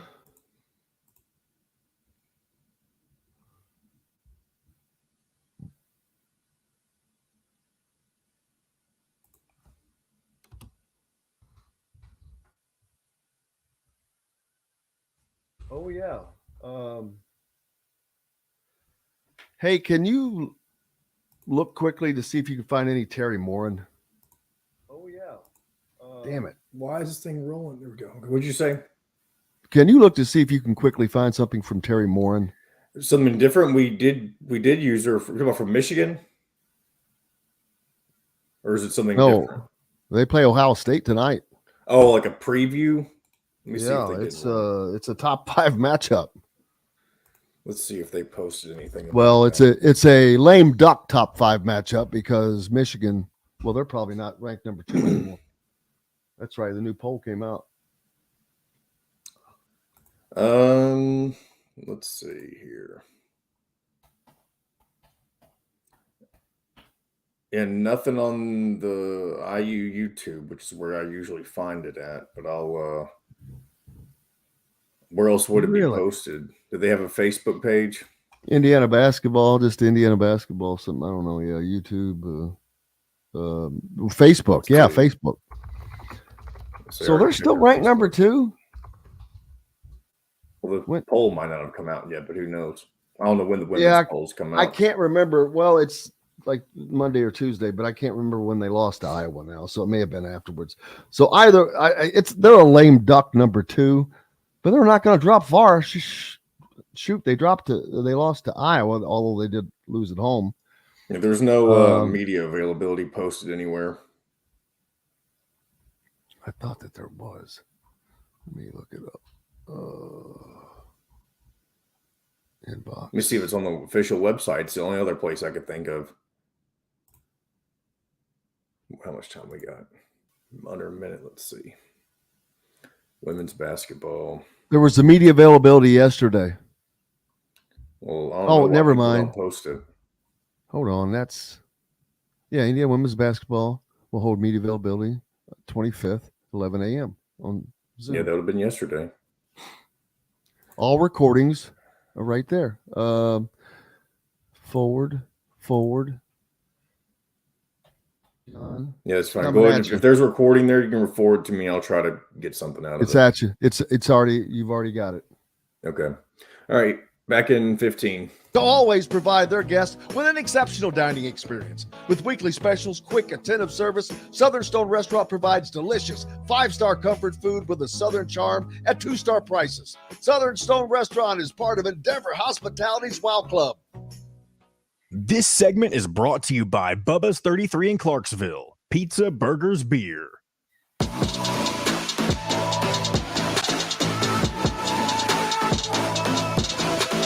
Now back to the golf club at Eagle Point Studios for more Indiana Sports Beat Radio with Jim Coyle, presented by Endeavor Hospitality Group and Andy Moore Honda of Bloomington. Welcome back. Indiana Sports Beat Radio commentary here on this Thursday. Game day for the Indiana women's team. Top 5 ranked Indiana, or top 6 rather. As tonight, they will host the Ohio State Buckeyes, who are number 2. And this is a top 6 matchup. Man, oh man, do I wish I could go to this game. I have a commitment down in Evansville and I can't. Oh my gosh. This should be a great one. Ohio State undefeated all season until their last game. This week they played Iowa at home and lost to Iowa, ranked 10th currently. That will change next week. Not sure how far you can drop a team with only one loss, but of course, tonight's game will go a long way in determining that. And if Indiana were to win, they haven't. I wonder how much credibility the pollsters will give the Hoosiers if they are able to pull this win off and get to 19-1. It'll be interesting. How high can this team go? On the women's, South Carolina is undefeated at 20-0. Ohio State 19-1. Stanford is 19-2. LSU 20-0. UConn 18-2. Indiana 18-1. Notre Dame 16-2. Utah 16-2. Duke is only 17-2. Middle Tennessee 16-2, but that's Middle Tennessee. But that's a lot of teams that haven't lost many games. So there's been very little movement in that, but and the hope is that they fill the Assembly Hall tonight. I don't know if they get that done, but I guarantee you there's going to be one hell of a crowd, and look forward to seeing the result tomorrow. Hopefully that it results in a win. I will certainly be watching that game tonight and looking forward to it. John, let me know if you're able to find that. Let's see. Oh, yes. Fred says Jim, John, and crew need a bigger reach markets wherever you are. And we're not on radio, and there's a station that you think we should be on. Call them, man, and tell them. And then let me know. I'll call them afterwards. But I agree. We need to be on as many radio stations as possible. If you're in the Fort Wayne area, there's the Fan. Give them a call. Let them know that you'd like to see us on. Starting Monday, WJOB up in the region. Looking forward to that, of getting you guys information spread to you as much as possible. But we appreciate our YouTube audience as well that listen all over the world, as in from Jordan. Still cracks me up to see that. It's amazing. Technology is just awesome of what you can do now. But tonight, what time is Indiana's women's game tonight? And what is it? Is it on the Big Ten Network, or is that on Fox?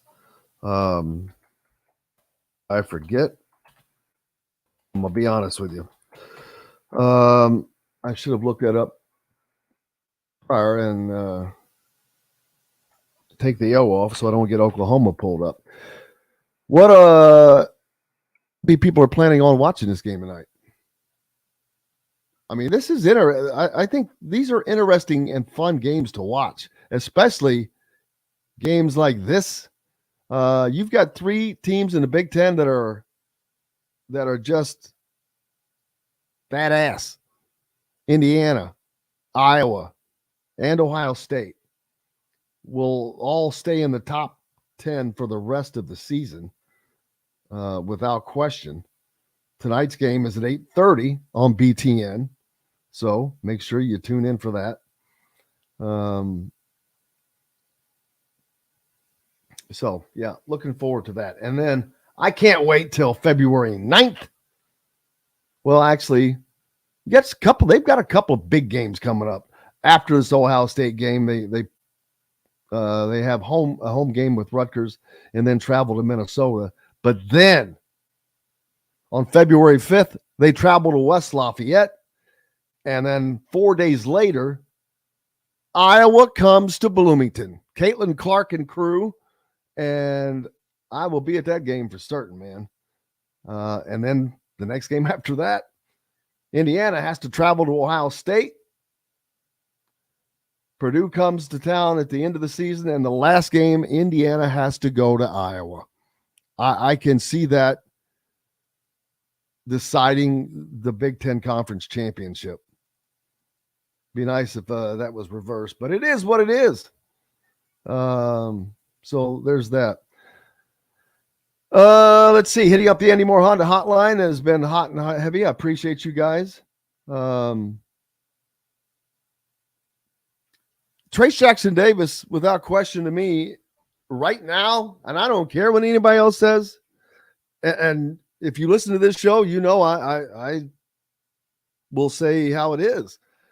And 3 weeks ago, there was no question in the world that Zach Edey was the player of the year in the Big Ten. But for me, over the last 3 weeks, that has completely changed. Even with Trace Jackson Davis having a little lull, his stretch of dominance, to me, more than eradicates that. His level of play has been elevated to one that is dominant. Indiana is winning games strictly because of him. Yeah, they need the help. They needed Miller Kopp last night. They needed Tamar Bates and Trey Galloway the game before that.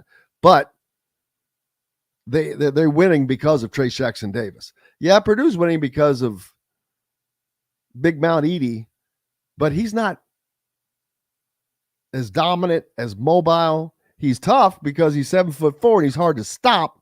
But defensively, it's going to be very interesting to watch this matchup. We got Mrs. Terry Moore, and if we want to jump into absolutely that, too far away absolutely. from as they prepare for, we keep saying games are the biggest games in program history. This is up there. This is a top 6 home matchup. Has that ever happened before? That's something I'd have to look up. So, can you call this the biggest game in program history?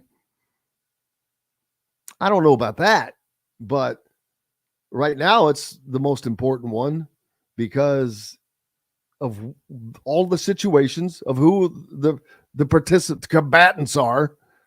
It's going to be on television, and this is a difference maker. Can't lose at home,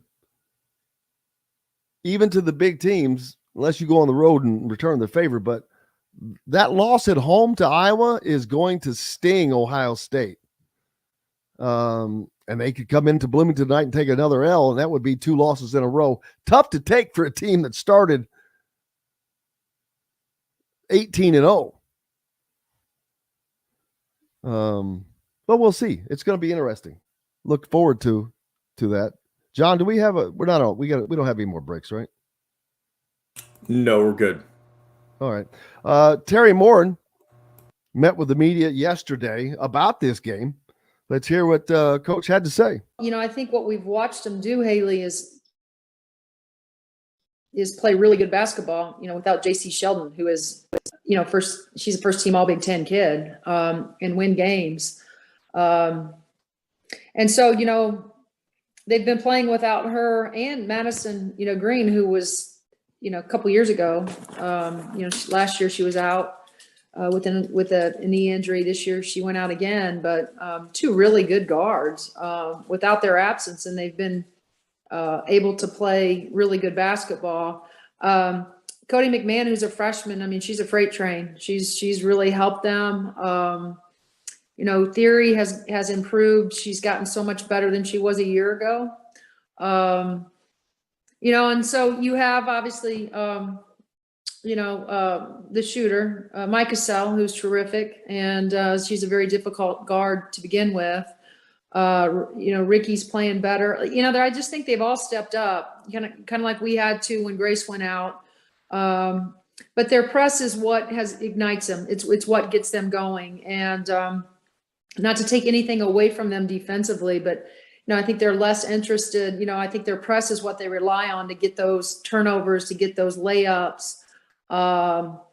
They're not as interested in the half court. Once you get it into the half court.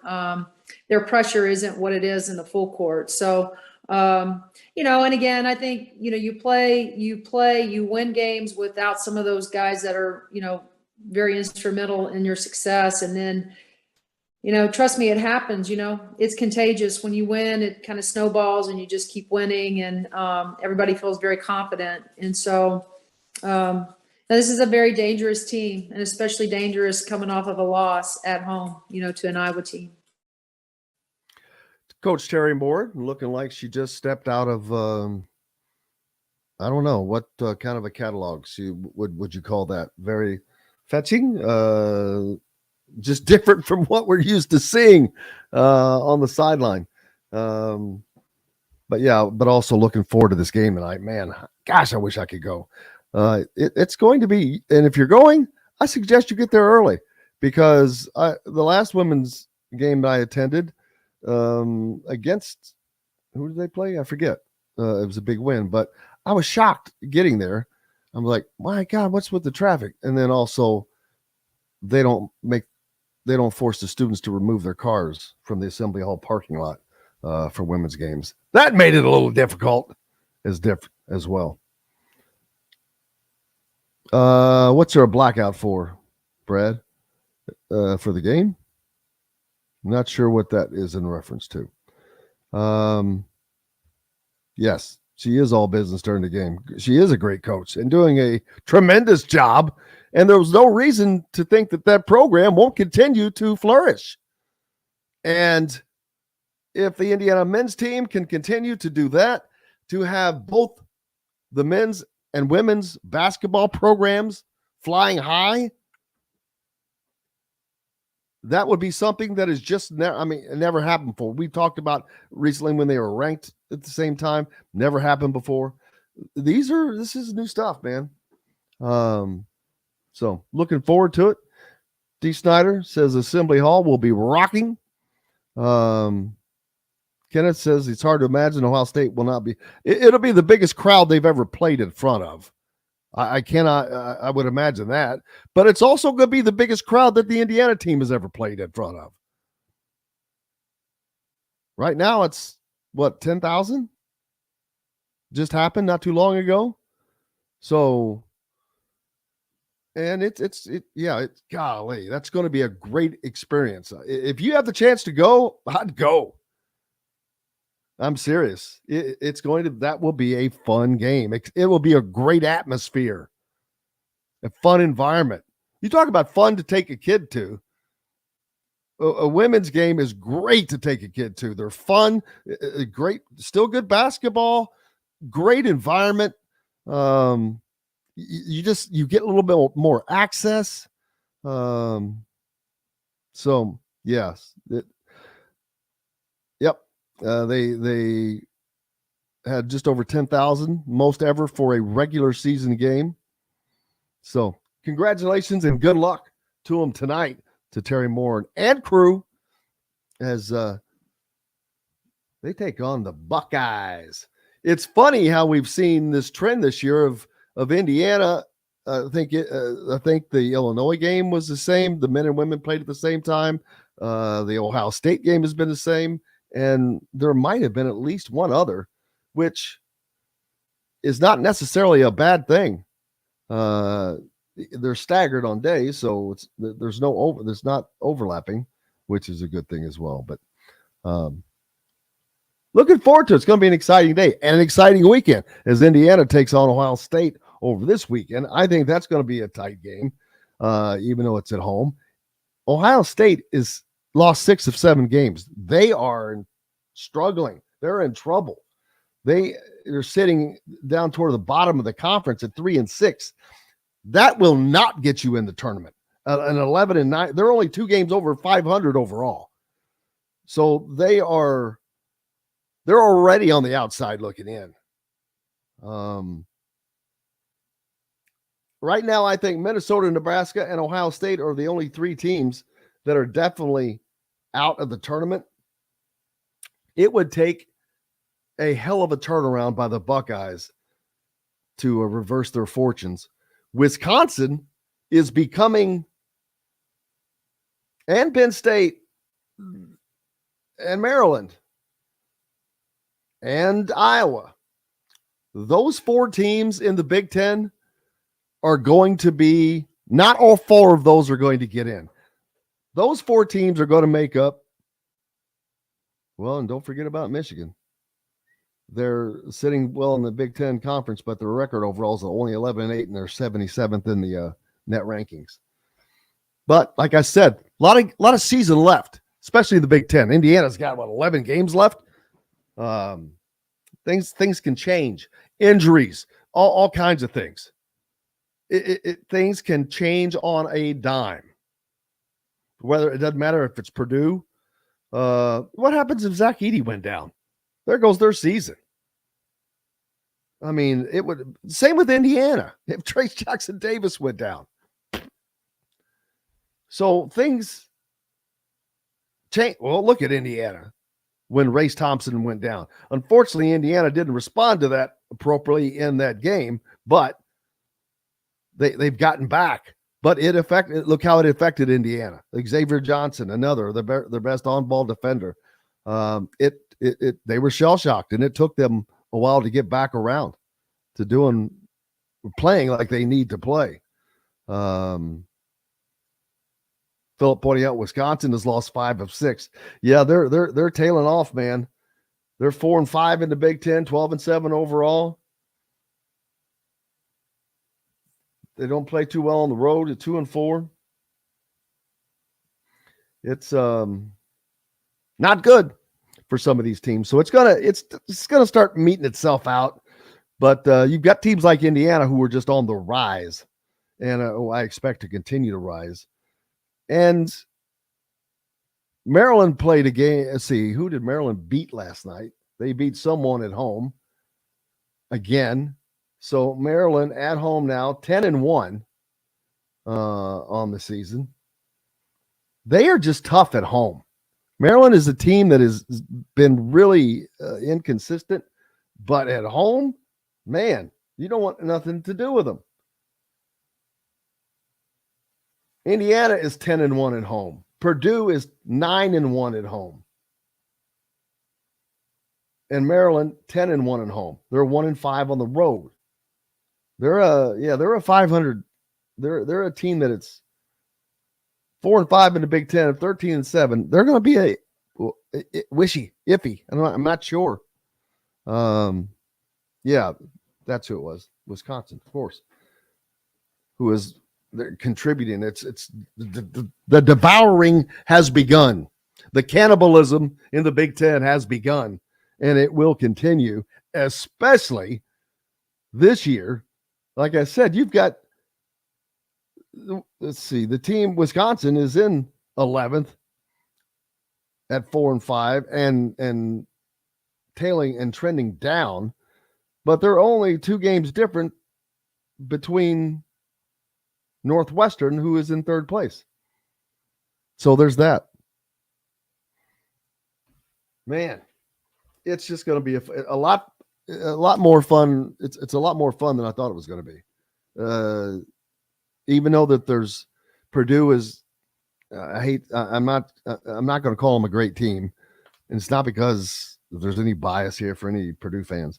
I don't know that they're great. I don't think they're great. I don't think they can win a national championship, and that's what to me you have to be a great team. But man, it was a fun day. I can tell you that.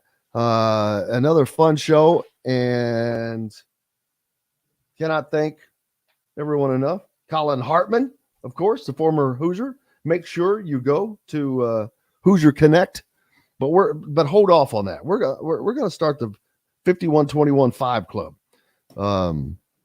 and see what we can do. So just hold off on that. But I'll have all the information for how you can participate in that. But man, the way I appreciate it. Let's see. Kyler Staley as well. Chris Denari, of course, for being the trooper he is. But most importantly, man, thank you guys. Thanks all the new names that we're seeing on the Andy Moore Honda hotline. Appreciate that. Whether it's Rylan in the hospital or Mr. Masri over in Jordan, man, it's incredible. Appreciate you guys more than you know. spread the word. Make sure you listen on the radio. We appreciate you all on the ref. Always the right call. Of course, down on WBRO and soon to be on WJOB in the region. And if you're on Facebook, please subscribe and hit the notifications toggle. It's been a great day, and tomorrow's going to be another one. We'll be back from BB's. Thanks to John, the producer, for keeping us between the white lines. Until tomorrow, I am Jim Coyle. I will see you on the radio. Thanks for listening to Indiana Sports Beat Radio. Be sure to subscribe to our YouTube page for more clips and team coverage of Indiana basketball, football, and more. You can also find full episodes and tons of other content on thehoosier.com. We'll see you next time for another edition of Indiana Sports Beat Radio.